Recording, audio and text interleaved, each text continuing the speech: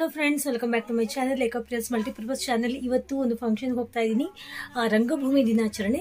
First of all ಪ್ರತಿಯೊಬ್ಬ ಕಲಾವಿದರಿಗೂ ಹಾಗೂ ಕಲಾವಿದರಿಗೆ ಪ್ರೋತ್ಸಾಹ ಮಾಡುವಂತಹ ಪ್ರತಿಯೊಬ್ಬ ಕಲಾಭಿಮಾನಿಗಳಿಗೂ ರಂಗಭೂಮಿ ದಿನಾಚರಣೆ ಶುಭಾಶಯಗಳು. ತುಂಬ ಒಂಥರ ಎಕ್ಸೈಟ್ ಆಗಿದ್ದೀನಿ. ಇವತ್ತು ಈ ರೀತಿ ರೆಡಿ ಆಗಿದ್ದೀನಿ. ನನ್ನ ಹಸ್ಬೆಂಡ್ ಫಂಕ್ಷನ್ಗೆ ಅಂತ ಕರೆದಿದ್ದಾರೆ. ಈ ಒಂದು ಸ್ಯಾರಿ ಸಖತ್ತಾಗಿದೆ. ಸ್ಯಾರಿ ಸಖತ್ ಲುಕ್ ಕೊಡೋದು ಸ್ಯಾರಿ, ತುಂಬ ಫೇವ್ರೆಟ್. ಇದನ್ನ ನಮ್ಮ ಮಮ್ಮಿ ನನಗೆ ಗಿಫ್ಟ್ ಆಗಿ ಕೊಟ್ಟಿದ್ದು sari. Black blue goldish colour combination sari and ಬಾರ್ಡರ್ಗೆ ಸಿಲ್ವರ್ ಕಲರ್. ಟೋಟಲಿ ಒಂದು 4 to 5 ಕಲರ್ಸ್ ಕಾಂಬಿನೇಷನ್ ಸ್ಯಾರಿ ಸಖತ್ತಾಗಿದೆ. ನಾನು ಈ ರೀತಿ ರೆಡಿ ಆಗಿದ್ದೀನಿ. ವಾಚ್, ಹೂವು ಇದು ನನ್ನ ಹಸ್ಬೆಂಡ್ ಕೊಡಿಸಿದ್ದು. Pure gold necklace, pure gold earrings ಹಾಕೊಂಡಿದ್ದೀನಿ. ನಾನೀಗ ಹೊರಟಿದ್ದೀನಿ. ನೋಡೋಣ ಯಾವ ರೀತಿ ಹೋಗುತ್ತೆ ಅಂತ. ಬನ್ನಿ ಹಾಗಾದರೆ ಹೋಗೋಣ.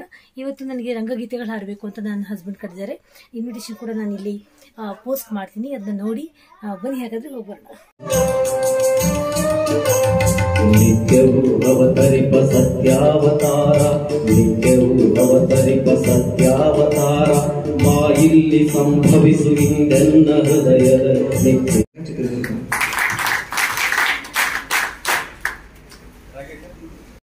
ರಂಗಭೂಮಿಯ ದಿನಾಚರಣೆ ಅಂಗವಾಗಿ ಇಲ್ಲಿ ಒಂದು ಸನ್ಮಾನ ಕಾರ್ಯಕ್ರಮವನ್ನು ಏರ್ಪಡಿಸಲಾಗಿತ್ತು. ಇವರು ನನ್ನ ಹಸ್ಬೆಂಡ್, ನಿಮ್ಮೆಲ್ಲರಿಗೂ ಗೊತ್ತೇ ಇದೆ.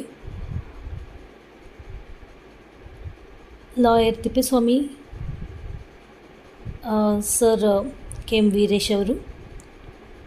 ಇವರು ನಿವೃತ್ತ ACP Rehman sir. And then ಇವ್ರ ಜೊತೆಯಲ್ಲಿ ಈ ಕಾರ್ಯಕ್ರಮದ ಅಧ್ಯಕ್ಷತೆಯನ್ನು ವಹಿಸ್ತಕ್ಕಂತಹ ಮಹಾದ್ರೆಡ್ಡಿ ಸರ್. ಇವರೆಲ್ಲರೂ ಕಾರ್ಯಕ್ರಮವನ್ನು ತುಂಬ ಅಚ್ಚುಕಟ್ಟಾಗಿ ನಡೆಯುವಂತೆ ಪ್ರೋತ್ಸಾಹವನ್ನು ಕೊಟ್ಟರು. ಪ್ರತಿಯೊಬ್ಬರಿಗೂ ನಮ್ಮ ಗೌರವಪೂರ್ವದ ಸನ್ಮಾನ ಹಾಗೂ ವಂದನೆಗಳನ್ನು ಸಲ್ಲಿಸ್ತಾ ಇದ್ದೀನಿ. ನೆಕ್ಸ್ಟ್, ಬಾಪೂಜಿ ವಿದ್ಯಾಸಂಸ್ಥೆಯ ಸಂಸ್ಥಾಪಕರಾದ KM ವೀರೇಶ್ ರವರಿಗೂ ಕೂಡ ಸನ್ಮಾನ ಕಾರ್ಯಕ್ರಮ. ಇವರು ಕೂಡ ಕಲಾರಾಧಕರು, ಕಲೆಯನ್ನು ಪ್ರೋತ್ಸಾಹ ಮಾಡುವ ಒಬ್ಬ ಮಹಾನ್ ವ್ಯಕ್ತಿ ಅಂತಲೇ ಹೇಳ್ಬೋದು. ಇವರು ಬಂದು ಜಯಲಕ್ಷ್ಮಿ ಮೇಡಮ್, ಬಾಪೂಜಿ B.Ed ಸಂಸ್ಥೆಯ ಪ್ರಾಂಶುಪಾಲರು.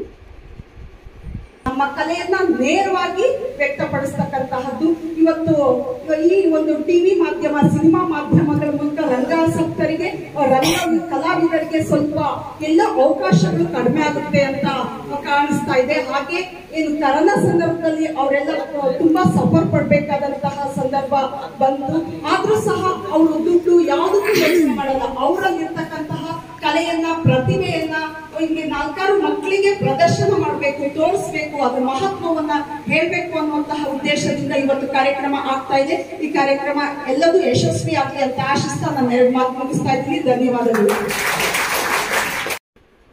ರಂಗಭೂಮಿಯ ಜೀವಾಳವಾದ ಹಾರ್ಮೋನಿಯಂ ಒಂದು ಪೆಟ್ಟಿಗೆಯನ್ನು, ಹಾರ್ಮೋನಿಯಂ ಪೆಟ್ಟಿಗೆ ಅಂತಲೇ ಅನ್ನೋದು, ಅದನ್ನು ನುಡಿಸಿ ಕಾರ್ಯಕ್ರಮದ ಉದ್ಘಾಟನೆಯನ್ನು ಮಾಡಲಾಗಿತ್ತು. ಇದೊಂದು ವಿಭಿನ್ನವಾದ ಉದ್ಘಾಟನೆ ಅಂತಲೇ ಹೇಳ್ತೀನಿ. ತುಂಬಾ ಖುಷಿಯಾಯಿತು ನನಗಂತೂ.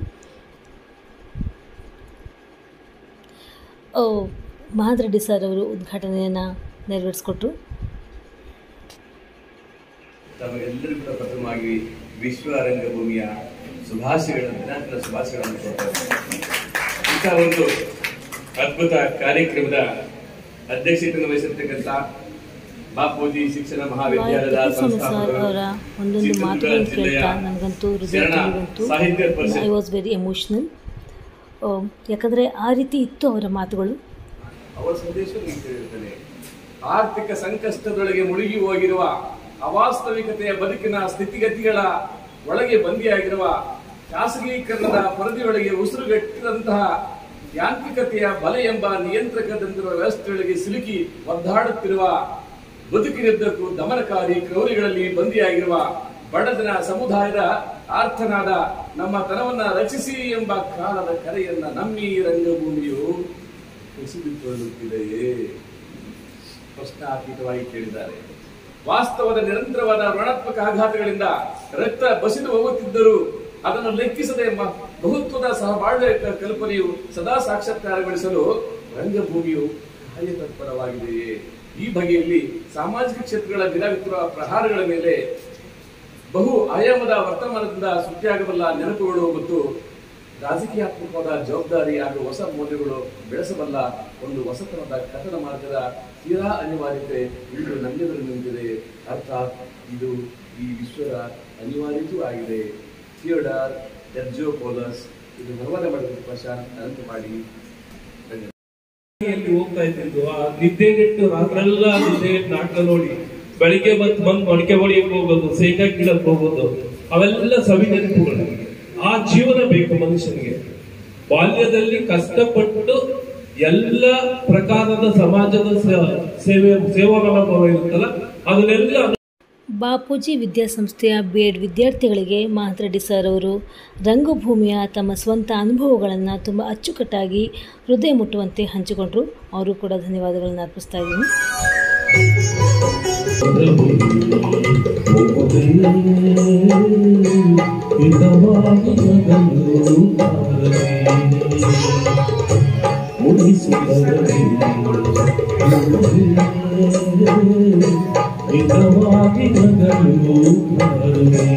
ಆಗ್ಬೋದು, ಒಂದು ಶೌರ್ಯ ಪಾತ್ರ ಆಗ್ಬೋದು, ಒಬ್ಬ ಸಾಹುಕಾರನ ಪಾತ್ರ ಆಗ್ಬೋದು, ಒಬ್ಬ ಬಡವನ ಪಾತ್ರ ಆಗ್ಬೋದು. ಅದು ಮಾಡುವ ಸಂದರ್ಭದಲ್ಲಿ ಯಾರಿಗೆ ಆಯಾ ಪಾತ್ರಕ್ಕೆ ತಕ್ಕಂತೆ ಅಭಿನಯದ ಮಾತುಗಳು, ನುಡಿಗಳು ಮತ್ತು ಆತ್ಮೀಯ ಭಾವನೆಗಳು. ಒಂದು ದುಃಖದ ಸನ್ನಿವೇಶ ಬಂದಾಗ ಕೂಡ ಒಬ್ಬ ಕಲಾವಿದ ಆ ಸಂದರ್ಭದಲ್ಲಿ ಆ ಪಾತ್ರದಲ್ಲಿ ಪೂರ್ಣ ಪ್ರಮಾಣದಲ್ಲಿ ಇನ್ವಾಲ್ವ್ ಆಗಿದ್ರೆ ಮಾತ್ರ ಆ ರಂಗಭೂಮಿಯಲ್ಲಿ ನಿನಗೆ ಕಣ್ಣೀರು ಬರಲಿಕ್ಕೆ ಸಾಧ್ಯ. ವೀರೇಶ್ ಸರ್ ಅವರು ಕೂಡ ತುಂಬ ಅಚ್ಚುಕಟ್ಟಾಗಿ ತಮ್ಮ ಮಾತುಗಳನ್ನು ಹೃದಯ ಮುಟ್ಟುವಂತೆ ಮಾತನಾಡಿದರು. ಸ್ನಾತಕೋತ್ತರ ಪದವಿಯನ್ನು ಆಂಗ್ಲ ಭಾಷೆಯಲ್ಲಿ ಆಂಗ್ಲ ಸಾಹಿತ್ಯದಲ್ಲಿ ಪಡ್ಕೊಂಡು PhD ಮಾಡಂತ ಹೇಳಿದೆ. ಆದರೆ ಯಾಕೆ ಅದು ಸುಮ್ಮನಾಗಿದ್ದಾರೆ. ಉಪನ್ಯಾಸಕಿಯಾಗಿ ಸಹ ಕಾರ್ಯನಿರ್ವಹಿಸಿದ್ದಾರೆ. ಇವರು ಒಂದು ಗೀತೆಯನ್ನು ಹಾಡ್ತಾರೆ. ಮತ್ತೆ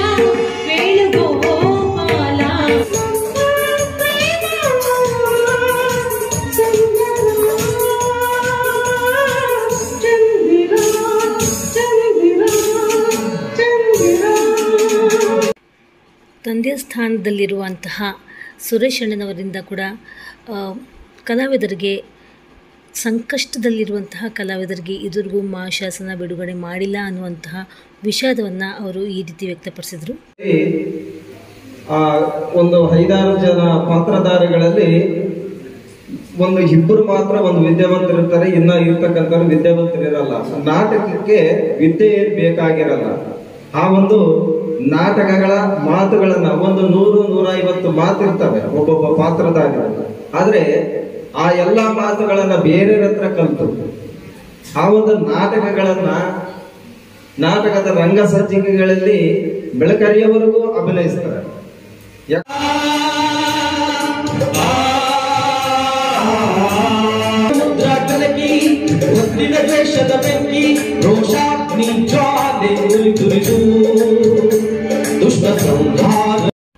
ಈ ರಂಗಭೂಮಿ ದಿನಾಚರಣೆಯ ಅಂಗವಾಗಿ ನನಗೆ ಸನ್ಮಾನ ಇದ್ದಿದ್ದು ನಿಜವಾಗಿಯೂ ನನಗೆ ಗೊತ್ತಿರಲಿಲ್ಲ.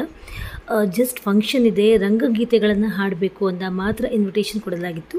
ಬಟ್ ನನಗೆ ಸನ್ಮಾನ ಮಾಡಿ ನಿಜವಾಗಿಯೂ ಒಂದು ಅಚ್ಚರಿಯ ಗೌರವದ ಸನ್ಮಾನ ಅಂತಲೇ ಹೇಳಬಹುದು.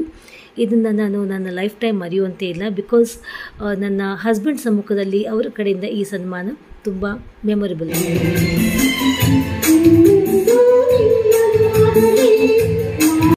ಈ ಸಾಂಗ್ ನನ್ನ ಫೇವ್ರೆಟ್.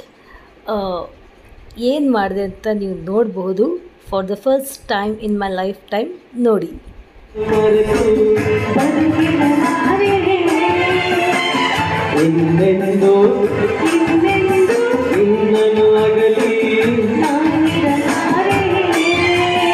ಒಂದು ಕ್ಷಣ ನೊಂದರು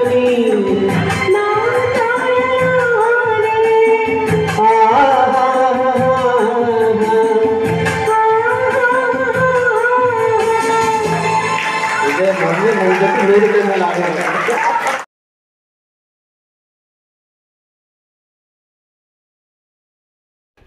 S friends, in my life time ಅವ್ರ ಜೊತೆಯಲ್ಲಿ for the first time stage share ಮಾಡಿಕೊಂಡು ಮೈಕ್ ಕೂಡ ಶೇರ್ ಮಾಡಿಕೊಂಡು ಹಾಡಿರೋದು ನಿಜವಾಗ್ಲೂ ತುಂಬಾ ಖುಷಿ ಆಯಿತು.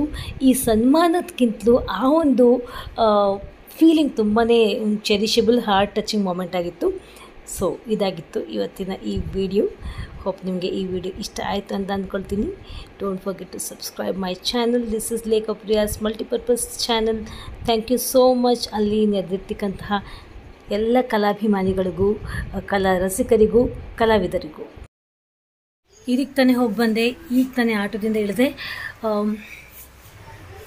ನಾನು ಆವಾಗಲೇ ಹೇಳಿದ್ನಲ್ಲ, ಇಟ್ ವಾಸ್ ಅ ಸರ್ಪ್ರೈಸ್. ನನಗೆ ಸನ್ಮಾನ ಮಾಡ್ತಾರೆ ಅಂತ ಖಂಡಿತವಾಗಿ ಅಂದ್ಕೊಂಡಿರಲಿಲ್ಲ. And it was a memorable day for me ಅಂತಲೇ ಹೇಳ್ಬೋದು. ಯಾಕಂದರೆ ಫಾರ್ ದ ಫಸ್ಟ್ ಟೈಮ್ ಅವ್ರ ಜೊತೆಲಿ ನಾನು ಸ್ಟೇಜ್ ಶೇರ್ ಮಾಡಿಕೊಂಡು ಅವ್ರ ಮೈಕ್ ಜೊತೆ ದಟ್ ಮೀನ್ಸ್ ಅವ್ರ ಜೊತೆ ನಾನು ಸಾಂಗ್ ಹಾಡಿದ್ದು ದಿಸ್ ದ ಫಸ್ಟ್ ಟೈಮ್. ಇಷ್ಟು ವರ್ಷದಿಂದ ಎಂದು ಹಾಡಿರಲಿಲ್ಲ. It was my favourite song, doctor Rajkumar ಅವ್ರ song.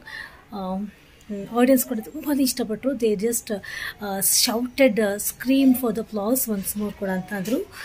Memorable day, memorable moment, cherishable moment.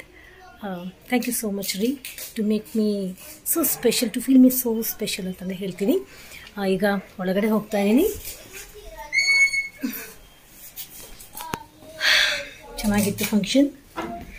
ತುಂಬಾ ಪ್ರೀತಿ, ತುಂಬಾ ಬೆಲೆ ಸಿಕ್ತು. ಮಹಂತ್ ರೆಡ್ಡಿ ಸರ್ ಆಗಿರ್ಬೋದು, ವೀರೇಶ್ ಸರ್ ಆಗಿರ್ಬೋದು, ತಿಪ್ಪೇಸ್ವಾಮಿ ಸರ್ ಆಗಿರ್ಬೋದು, ಪ್ರತಿಯೊಬ್ಬರು ಕಲಾವಿದರು ಆಗಿರ್ಬೋದು, ಇವನ್ ಮೈ ಹಸ್ಬೆಂಡ್, ನನ್ನ ಬ್ರದರ್ ನಾಗೇಂದ್ರಣ್ಣ ಅಂತ ಕೂಡ ಬಂದಿದ್ದರು, ಸುರೇಶಣ್ಣ ಅಂತ ಬಂದಿದ್ದರು. ಅಂದರೆ ಬ್ರದರ್ ಅಂದರೆ ಹಸ್ಬೆಂಡ್ ಫ್ರೆಂಡ್ಸ್. ಅವ್ರು ಕೂಡ ತುಂಬ ಪ್ರೀತಿ, ತುಂಬ ಗೌರವ ಕೊಟ್ಟರು. ಅವ್ರಿಗೆ ಇನ್ವೈಟ್ ಮಾಡಿದ್ದೀನಿ ಮನೆಗೆ ಬನ್ನಿ ಅಂತ. ನೋಡೋಣ ಬರ್ತಾರಿಲ್ಲ ಇನ್ನು. ಅವ್ರು ಕೂಡ ಬೇರೆ ಫಂಕ್ಷನ್ ಇದೆ ಅಂತ ಹೊರಟೋದು ನನ್ನ ಹಸ್ಬೆಂಡ್. ನಾನು ಮನೆಗೆ ಬಂದೆ. ಯಾಕಂದರೆ ನನ್ನ ಕ್ಲಾಸಸ್ ಇದೆ, ಕ್ಲಾಸಸ್ ಎಕ್ಸಾಮ್ಸ್ ಶೆಡ್ಯೂಲ್ ಇದೆ. ಎಕ್ಸಾಮ್ಸ್ಗೆ ಮಕ್ಕಳಿಗೆ ಓದಿಸ್ಬೇಕು. ಯಾವ ರೀತಿ ಕಾಣ್ತಾ ಇದ್ದೀನಿ ನನಗೆ ಈ ಸಾರಿ ಅಂತ ಕಾಮೆಂಟ್ ಸೆಕ್ಷನ್ ಬರ್ದು ಕಳಿಸಿ. ಆ್ಯಂಡ್ ಈ ವ್ಲಾಗ್ ಯಾವ ರೀತಿ ಅನಿಸ್ತು ಅಂತ ಕೂಡ ನನಗೆ ಬರ್ದು ಕಳಿಸಿ. ಈ ಸ್ಯಾರಿಲಿ ಕೆಲವು ರೀಲ್ಸ್ ಕೂಡ ಮಾಡಿದ್ದೀನಿ, ಅದನ್ನು ನೋಡಿ ಪ್ರೋತ್ಸಾಹಿಸಿ ಅಂತ ಹೇಳ್ತಾ ಇದ್ದೀನಿ. You all take care, love you all, bye. ಮತ್ತೊಮ್ಮೆ ನನಗೂ ಮುಂದಿನ ಶುಭಾಶಯಗಳು.